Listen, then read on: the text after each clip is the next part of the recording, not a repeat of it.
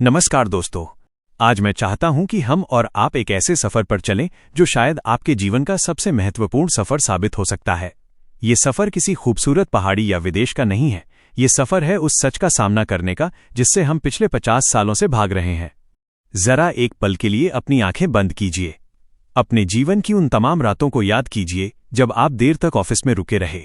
उस पसीने को याद कीजिए जो आपने लोकल ट्रेनों और बसों के धक्कों में बहाया। उन छुट्टियों को याद कीजिए जो आपने कैंसिल कर दी क्योंकि आपको लगा कि पैसा बचाना ज्यादा जरूरी है। आपने अपनी जवानी, अपनी सेहत, अपना परिवार सब कुछ दांव पर लगा दिया। किस लिए? ताकि आप अपनी तिजोरी भर सकें, ताकि आप बैंक बैलेंस के उन आंकड़ों को बढ़ता हुआ देख सकें। हमें बचपन से सिखाया गया है कि पैसा ही सुरक्षा है, पैसा ही भविष्य है। लेकिन क्या हो अगर मैं आपसे कहूं कि जिस दौड़ में आप दौड़ रहे हैं उसकी फिनिश लाइन को हर रोज आपसे और दूर खिसकाया जा रहा है? क्या हो अगर मैं आपसे कहूं कि जिस सिस्टम पर आप अपनी जान से ज्यादा भरोसा करते हैं वही सिस्टम चुपचाप हर रोज हर पल आपकी जेब से आपकी मेहनत चुरा रहा है? और सबसे डरावनी बात यह है कि ये चोरी किसी नकाबपोश लुटेरे ने नहीं बल्कि उन संस्थाओं ने की है जिन्हें हम और आप, सरकार और बैंक कहते हैं। मैं हूं आपका इन्वेस्ट्रेट सारथी और आज का ये वीडियो कोई साधारण फाइनेंस वीडियो नहीं है। ये एक जगाने वाली घंटी है। आज हम इतिहास की धूल झाड़ेंगे और 15 अगस्त 1971 के उस काले दिन की फाइल दोबारा खोलेंगे जिसने पूरी दुनिया को कर्ज और महंगाई के जाल में फंसा दिया। आज हम जानेंगे कि क्यों आपकी जेब में रखा नोट पैसा नहीं है और क्यों सोना सिर्फ एक धातु नहीं बल्कि आजादी है। स्वागत है गोल्ड मास्टर क्लास के सबसे गहरे और सबसे विस्तृत अध्याय में। चलिए बिल्कुल शुरुआत से शुरू करते हैं। हमें स्कूलों में पढ़ाया गया कि पैसा वो है जिससे हम चीजें खरीदते हैं, लेकिन हमें कभी ये नहीं बताया गया कि करेंसी यानी मुद्रा और मनी यानी धन, इन दोनों में जमीन आसमान का फर्क होता है। हम अक्सर इन शब्दों को एक दूसरे की जगह इस्तेमाल करते हैं जैसे हम पानी और जल को एक समझते हैं, लेकिन अर्थशास्त्र की दुनिया में ये गलती जानलेवा हो सकती है। आपकी जेब में जो 500 या 2000 का नोट है या आपके फोन में जो डिजिटल नंबर दिख रहे हैं वो करेंसी है। करेंसी का काम है रफ्तार। ये बाजार में तेजी से घूमती है, ये लेन देन को आसान बनाती है, लेकिन इसके अंदर एक बहुत बड़ी कमी है। यह अपनी वैल्यू को, अपनी कीमत को समय के साथ बचाकर नहीं रख सकती। दूसरी तरफ है मनी यानी असली धन। असली धन वो है जिसमें करेंसी के सारे गुण तो हों लेकिन साथ में एक अतिरिक्त और सबसे महत्वपूर्ण गुण हो जिसे हम कहते हैं स्टोर ऑफ वैल्यू यानी मूल्य का भंडार। असली पैसा वो है जो आपकी मेहनत को फ्रीज कर दे। अगर आपने आज 10 घंटे काम करके कुछ कमाया है तो असली पैसा उस 10 घंटे की मेहनत को कैद कर लेगा ताकि 10 साल बाद या 50 साल बाद भी आप उस पैसे से उतना ही सामान खरीद सकें जितना आज खरीद पा रहे हैं। क्या आपका कागजी नोट यह कर सकता है? चलिए एक छोटा सा टेस्ट करते हैं। अपने घर के बुजुर्गों से पूछिए 1970 या 80 के दशक में एक मध्यम वर्गीय परिवार का घर कितने में चल जाता था? शायद 500 या 1000 रुपए में पूरा महीना निकल जाता था और बचत भी हो जाती थी। आज 1000 रुपए में आप एक अच्छे सिनेमा हॉल में 2 टिकट और पॉपकॉर्न भी शायद न खरीद पाएं। तो यहां क्या हुआ? क्या सिनेमा महंगा हो गया? क्या अनाज उगाना मुश्किल हो गया? नहीं, टेक्नोलॉजी की वजह से तो उत्पादन और आसान हो गया है। सच ये है कि चीजें महंगी नहीं हुई हैं, आपके उस 1000 रुपए के नोट की ताकत खत्म हो गई है। वो नोट अब वो बोझ नहीं उठा सकता जो पहले उठाता था। इसे हम कहते हैं करेंसी का फेल होना। और यही फर्क है करेंसी और मनी में। सोना मनी है क्योंकि वो पिछले 5000 सालों से अपनी ताकत बचाए हुए है, जबकि कागज की करेंसी बर्फ की तरह पिघल रही है। लेकिन ये सब शुरू कैसे हुआ? दुनिया तो ऐसी नहीं थी। हमारे दादा परदादा तो सोने और चांदी के सिक्कों में व्यवहार करते थे। फिर ये कागज का टुकड़ा हमारा भगवान कैसे बन गया? इस रहस्य को समझने के लिए हमें इतिहास के पन्ने पलटने होंगे और चलना होगा साल 1944 में। दूसरा विश्व युद्ध खत्म होने वाला था। दुनिया भर की अर्थव्यवस्थाएं तबाह हो चुकी थीं। यूरोप खंडहर बन चुका था। उस समय दुनिया के सभी बड़े नेता अमेरिका के न्यू हैम्पशायर में एक जगह मिले जिसे ब्रेटन वुड्स कहते हैं। वहां एक समझौता हुआ। अमेरिका उस समय दुनिया की सबसे बड़ी महाशक्ति था और दुनिया का लगभग 70% सोना अमेरिका के पास था। इसलिए तय ये हुआ कि दुनिया की सारी करेंसियां, चाहे वो ब्रिटेन का पाउंड हो, फ्रांस का फ्रैंक हो या भारत का रुपया, सब अमेरिकी डॉलर से जुड़ी रहेंगी और अमेरिकी डॉलर सीधे सोने से जुड़ा रहेगा। भाव तय हुआ $35 प्रति औंस सोना। यानी अमेरिका की सरकार ने दुनिया को वचन दिया कि आप डॉलर पर भरोसा कीजिए, ये सोने जैसा ही है। जब आप चाहेंगे हम आपको $35 के बदले एक औंस सोना दे देंगे। ये एक बहुत बड़ा वादा था। इसे हम गोल्ड स्टैंडर्ड कहते हैं। ये सिस्टम लगभग 20-25 साल तक बहुत अच्छा चला। दुनिया में स्थिरता थी, महंगाई लगभग ना के बराबर थी। आप 1 साल का बजट बना सकते थे और 10 साल बाद भी वो बजट सही रहता था। लेकिन फिर इंसान का लालच बीच में आ गया। 1960 के दशक में अमेरिका वियतनाम युद्ध में बुरी तरह फंस गया। युद्ध लड़ने के लिए हथियार चाहिए थे, सैनिकों को तनख्वाह देनी थी। इसके अलावा अमेरिका में राष्ट्रपति लिंडन जॉनसन ग्रेट सोसाइटी नाम की बड़ी बड़ी सामाजिक योजनाएं चला रहे थे। इन सब के लिए पैसा चाहिए था, बहुत सारा पैसा। अब ईमानदारी का रास्ता तो ये था कि सरकार जनता पर टैक्स बढ़ाती, लेकिन टैक्स बढ़ाने से जनता नाराज हो जाती है और नेता चुनाव हार जाते हैं। इसलिए अमेरिकी सरकार ने बेईमानी का रास्ता चुना। उन्होंने चुपके से नए डॉलर छापने शुरू कर दिए। उन्होंने दुनिया से वादा तो किया था कि हर $35 के पीछे एक औंस सोना रखा है, लेकिन असलियत में उन्होंने सोना रखे बिना ही अरबों डॉलर छापकर दुनिया में बांट दिए। बाजार बहुत होशियार होता है। आप बाजार को कुछ समय तक बेवकूफ बना सकते हैं, लेकिन हमेशा नहीं। फ्रांस के राष्ट्रपति चार्ल्स डी गॉल को शक हो गया। उन्होंने देखा कि दुनिया में डॉलर तो बहुत घूम रहे हैं, लेकिन अमेरिका के पास उतना सोना तो है ही नहीं। उन्होंने एक ऐतिहासिक कदम उठाया। उन्होंने अमेरिका को चिट्ठी लिखी और कहा, हमें आपके कागज के डॉलर पर अब भरोसा नहीं है। ये लीजिए अपने डॉलर वापस, और इसके बदले जो हमारा सोना आपके पास रखा है वो हमें लौटा दीजिए। इसे देखकर दूसरे देश भी लाइन में लग गए। स्विट्जरलैंड, स्पेन, जर्मनी सब अपना सोना वापस मांगने लगे। अमेरिका के खजाने से सोना तेज रफ्तार से बाहर जाने लगा। अमेरिका की तिजोरी खाली होने की कगार पर आ गई। अमेरिका के पास अब 2 ही रास्ते बचे थे। पहला, वो अपनी गलती मानते, डॉलर छापना बंद करते, मंदी का सामना करते और अपनी अर्थव्यवस्था को सुधारते। ये कड़वा घूंट था, लेकिन ये सच का रास्ता था। लेकिन उन्होंने दूसरा रास्ता चुना, धोखे का रास्ता। तारीख थी 15 अगस्त 1971। रविवार का दिन था। अमेरिकी राष्ट्रपति रिचर्ड निक्सन टीवी पर आए। उन्होंने पूरी दुनिया की आंखों में धूल झोंकते हुए एक ऐलान किया। उन्होंने कहा, आज से अमेरिका डॉलर के बदले सोना नहीं देगा। उन्होंने सोने की खिड़की हमेशा के लिए बंद कर दी। उन्होंने इसे अस्थायी कदम बताया था, लेकिन दोस्तों, राजनीति में अस्थायी से ज्यादा परमानेंट कोई शब्द नहीं होता। वो खिड़की आज तक नहीं खुली। उस दिन 15 अगस्त 1971 को दुनिया का इतिहास बदल गया। उस दिन असली पैसे की मौत हो गई और जन्म हुआ फिएट करेंसी का। फियाट लैटिन भाषा का शब्द है जिसका मतलब होता है आदेश। यानी ये कागज का टुकड़ा पैसा इसलिए है क्योंकि सरकार का आदेश है। इसके पीछे कोई सोना नहीं, कोई चांदी नहीं, कोई संपत्ति नहीं, सिर्फ एक वादा है। और जैसा कि हम जानते हैं, वादे अक्सर टूट जाते हैं। अब आप सोचेंगे कि सारथी भाई, ये तो अमेरिका की बात है, इससे भारत के एक आम आदमी को क्या फर्क पड़ता है? फर्क पड़ता है, बहुत गहरा फर्क पड़ता है, क्योंकि उस दिन के बाद दुनिया के हर देश के सेंट्रल बैंक को, जिसमें हमारा रिजर्व बैंक भी शामिल है, नोट छापने की खुली छूट मिल गई। अब पैसे की लगाम किसी के हाथ में नहीं थी। इसका नतीजा क्या हुआ? जरा आंकड़ों पर नजर डालिए। 1970 में, यानी निक्सन के फैसले से ठीक पहले, 10 ग्राम सोने की कीमत भारत में लगभग 180 से 200 रुपए थी। आज 2026 में वही 10 ग्राम सोना लगभग 1.5 लाख रुपए का है। अब यहां पर ज्यादातर लोग और टीवी चैनल वाले चिल्लाते हैं, सोना महंगा हो गया, सोना महंगा हो गया। नहीं दोस्तों, यही वो भ्रम है जिसे आपको तोड़ना है। सोना महंगा नहीं हुआ है। एक तोला सोना आज भी वही है जो 1970 में था। 1970 में एक तोला सोने में एक मध्यम वर्गीय परिवार की शादी के कपड़े आ जाते थे। आज 2026 में भी 1.5 लाख रुपए में एक बढ़िया शादी का जोड़ा आ जाता है। सोने ने अपनी औकात नहीं बदली। बदला है तो आपका रुपया। आपका रुपया गिर गया है, उसकी कमर टूट गई है। 1970 का 200 रुपया आज के 1.5 लाख रुपए के बराबर है। सोचिए इस बात को।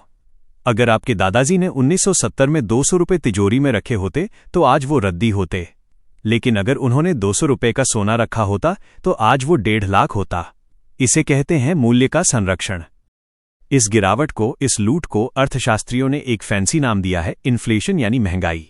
हमें बताया जाता है कि महंगाई एक कुदरती आपदा है, जैसे बाढ़ या सूखा। हमें बताया जाता है कि महंगाई विकास के लिए जरूरी है। ये सब झूठ है।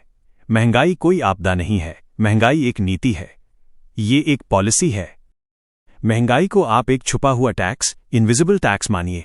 जब सरकार आपसे इनकम टैक्स लेती है तो आपको पता चलता है आपको गुस्सा आता है, लेकिन जब सरकार नोट छापकर महंगाई बढ़ाती है तो वो आपकी जेब से पैसा नहीं निकालती, वो आपके पैसे की वैल्यू को चूस लेती है और आपको पता भी नहीं चलता। आप बस दुकान पर जाकर सब्जी वाले से लड़ते हैं, पेट्रोल पंप पर सरकार को कोसते हैं, लेकिन आपको ये समझ नहीं आता कि आपकी जेब कटी कैसे। इसे समझने के लिए मैं आपको एक बहुत ही शक्तिशाली उदाहरण देता हूं। मान लीजिए आपके पास 1 फुट का स्केल है जिसमें 12 इंच हैं। आप उससे एक लकड़ी नापते हैं और वो 12 इंच की निकलती है। अब रात को मैं चुपके से आपके घर आऊं और आपके स्केल को घिसकर छोटा कर दूं, अब उसमें इंच छोटे छोटे हो गए हैं। सुबह आप उठते हैं, उसी लकड़ी को नापते हैं और वो आपको 15 इंच की दिखती है। आप खुश हो जाते हैं, अरे वाह, मेरी लकड़ी बड़ी हो गई, मेरी संपत्ति बढ़ गई। दोस्तों, लकड़ी बड़ी नहीं हुई है, आपका नापने का पैमाना, आपका स्केल छोटा हो गया है। यही हमारे साथ हो रहा है। शेयर बाजार ऊपर जा रहा है, जमीन के भाव ऊपर जा रहे हैं, सोने का भाव ऊपर जा रहा है, हमें लग रहा है हमारी संपत्ति बढ़ रही है। सच ये है कि रुपया छोटा होता जा रहा है। हम सिर्फ गिरते हुए रुपए में अपनी दौलत को नाप रहे हैं, इसलिए आंकड़े बड़े दिख रहे हैं। इसे मनी इल्यूजन कहते हैं। अब सवाल ये आता है कि अगर नोट छापने से सबकी वैल्यू कम होती है तो फिर अमीर लोग और अमीर कैसे हो रहे हैं? ये एक बहुत बड़ा सवाल है। अगर सिस्टम सबके लिए खराब है तो अरबपतियों की संपत्ति दिन रात चौगुनी क्यों हो रही है? इसका जवाब एक 18वीं सदी के बैंकर रिचर्ड कैंटिलोन ने दिया था। इसे कैंटिलोन इफेक्ट, कैंटियोन इफेक्ट कहते हैं। इसे बहुत ध्यान से सुनिएगा क्योंकि ये राज आपको बिजनेस स्कूलों में नहीं पढ़ाया जाएगा। कैंटिलोन ने कहा था कि जब भी बाजार में नया पैसा आता है, सरकार द्वारा छापा जाता है, तो वो पैसा सबके पास एक साथ एक ही वक्त पर नहीं पहुंचता। पैसे का एक बहाव होता है। सोचिए कि सरकार ने 1 लाख करोड़ रुपए छापे। यह पैसा सबसे पहले किसके पास जाता है? ये पैसा जाता है बड़े बैंकों के पास, बड़ी वित्तीय संस्थाओं के पास और सरकार के पास। ये लोग जो पैसे के स्रोत, सोर्स ऑफ मनी के सबसे करीब बैठे हैं, ये राजा हैं। इन्हें ये नया पैसा तब मिलता है जब बाजार में चीजों के दाम अभी पुराने हैं, यानी अभी महंगाई नहीं बढ़ी है। ये लोग इस मुफ्त के पैसे से धड़ाधड़ जमीनें खरीदते हैं, फैक्ट्रियां खरीदते हैं, शेयर बाजार में पैसा लगाते हैं और सोना खरीदते हैं। उनकी खरीदारी से बाजार में मांग बढ़ती है और कीमतें बढ़ने लगती हैं। फिर ये पैसा धीरे धीरे रिश्ता हुआ कॉन्ट्रैक्टर्स के जरिए, कर्मचारियों की सैलरी के जरिए नीचे की तरफ आता है। जब तक ये पैसा एक आम आदमी, एक टीचर, एक किसान या एक छोटे व्यापारी यानी आप तक पहुंचता है, तब तक बाजार में सब कुछ महंगा हो चुका होता है। अमीर ने सस्ते में संपत्ति खरीदी और वो संपत्ति महंगी हो गई, वो अमीर हो गया। गरीब को जब तक पैसा मिला तब तक आटा, दाल, तेल महंगा हो चुका था, उसकी बचत खत्म हो गई। यही कारण है कि 1971 के बाद से दुनिया में अमीरी और गरीबी की खाई इतनी भयानक हो गई है। ये कोई संयोग नहीं है, ये इस फिएट मनी सिस्टम का डिजाइन है। यह सिस्टम ही ऐसा बनाया गया है कि मेहनत करने वाले लेबर से पैसा चूसकर संपत्ति रखने वाले कैपिटल ओनर्स की तरफ ट्रांसफर हो जाए। अगर आप सिर्फ मेहनत कर रहे हैं और कैश जमा कर रहे हैं तो आप हारने वाले घोड़े पर दांव लगा रहे हैं। अब आप कहेंगे, सारथी भाई, ये तो बहुत निराशाजनक है। तो क्या हम मान लें कि ये कागज का पैसा कभी नहीं टिकेगा? इतिहास तो यही कहता है, और इतिहास से बड़ा कोई शिक्षक नहीं। यहां मैं आपको एक बहुत ही दिलचस्प कॉन्सेप्ट बताता हूं जिसे लिंडी इफेक्ट कहते हैं। लिंडी इफेक्ट कहता है कि जो चीज जितने लंबे समय से अस्तित्व में है, उसके भविष्य में भी टिके रहने की संभावना उतनी ही ज्यादा है। पुरानी किताबें, पुराने धर्म, पुराने रीति रिवाज ये जल्दी खत्म नहीं होते। अब इस पैमाने पर पैसे को देखिए। फिएट करेंसी यानी कागजी मुद्रा का इतिहास क्या है? जब भी किसी राजा या सरकार ने कागज के नोट छापकर कर्ज उतारने की कोशिश की, वो सिस्टम फेल हुआ। चीन की सोंग डायनेस्टी ने सबसे पहले कागज का नोट चलाया, फेल हो गई। रोम के शासकों ने सिक्कों में मिलावट की, रोम जल गया। जर्मनी में 1923 में वाइमर रिपब्लिक के समय इतनी महंगाई हुई कि लोग नोटों की गड्डियां जलाकर चूल्हा जलाते थे, क्योंकि लकड़ी खरीदना नोट जलाने से ज्यादा महंगा पड़ता था। एक रिसर्च के मुताबिक दुनिया में एक फिएट करेंसी की औसत उम्र, एवरेज लाइफ स्पैन, सिर्फ 27 साल होती है। जी हां, सिर्फ 27 साल। उसके बाद या तो वो हाइपर इन्फ्लेशन में मर जाती है या सरकार उसे बंद करके नई करेंसी लाती है। क्या आपको 2016 की नोटबंदी याद है? पुराने 500 और 1000 के नोट रातों रात रद्दी हो गए। सरकार ने कहा, ये अब लीगल टेंडर नहीं है। सोचिए, जिस कागज पर आप अपनी जान छिड़कते थे, सरकार के एक आदेश ने उसे कागज का कचरा बना दिया। अब सोने को देखिए। सिंधु घाटी की सभ्यता सोना था, मिस्र के पिरामिड सोना था। मौर्य साम्राज्य, मुगल काल, ब्रिटिश राज सब आए और चले गए। उनकी करेंसियां बदल गईं, उनके सिक्के अब म्यूजियम में हैं। लेकिन सोना आज भी वही है। सोना आज भी बाजार में चलता है। सोना कभी डिफॉल्ट नहीं होता। सोने को किसी सरकार की गारंटी की जरूरत नहीं होती। अगर कल को दुनिया की सारी सरकारें गिर जाएं, इंटरनेट बंद हो जाए, शेयर बाजार क्रैश हो जाए, तब भी सोने की कीमत रहेगी। लिंडी इफेक्ट कहता है कि सोना 5000 साल से राजा है, इसलिए संभावना है कि अगले 5000 साल तक भी राजा रहेगा। लेकिन डॉलर और रुपया, ये अभी बच्चे हैं और इनकी सेहत बहुत खराब है। जब आप अपनी पूरी जिंदगी की कमाई को सिर्फ बैंक एफडी या कैश में रखते हैं, तो आप अनजाने में एक ऐसे सिस्टम पर दांव लगा रहे हैं जिसका ट्रैक रिकॉर्ड 100% फेलियर का रहा है। हमें लगता है कि हम आधुनिक हैं, हम डिजिटल पेमेंट करते हैं, हम क्रिप्टो की बात करते हैं। हमें लगता है कि हमारे पूर्वज, हमारी दादियां नानियां अनपढ़ थीं जो सोने के गहने बनवाती थीं। हम उन पर हंसते हैं कि अरे माँ, एफडी में डालो, ब्याज मिलेगा, सोने में क्या रखा है। लेकिन सच ये है कि वो हमसे कहीं ज्यादा समझदार थीं। उन्होंने कोई इकोनॉमिक्स की डिग्री नहीं ली थी, लेकिन उन्हें ग्रेशम का नियम, ग्रेशम्स लॉ पता था। ग्रेशम का नियम कहता है, bad money drives out good money, यानी बुरा पैसा अच्छे पैसे को चलन से बाहर कर देता है। यह इंसान का स्वभाव है। जरा खुद को देखिए। जब आपको सैलरी मिलती है, जो कि कागजी नोट है, आप क्या करते हैं? आप उसे जल्द से जल्द अपने हाथ से निकालना चाहते हैं। आप बिल भरते हैं, राशन लाते हैं, ईएमआई चुकाते हैं। आप उस नोट को अपने पास होल्ड नहीं करना चाहते, क्योंकि आपको डर है कि ये खर्च हो जाएगा या इसकी वैल्यू कम हो जाएगी। ये बैड मनी है। लेकिन जब आप धनतेरस पर सोने का सिक्का खरीदते हैं या अपनी पत्नी के लिए कंगन बनवाते हैं, क्या आप उसे अगले दिन जाकर सब्जी वाले को देते हैं?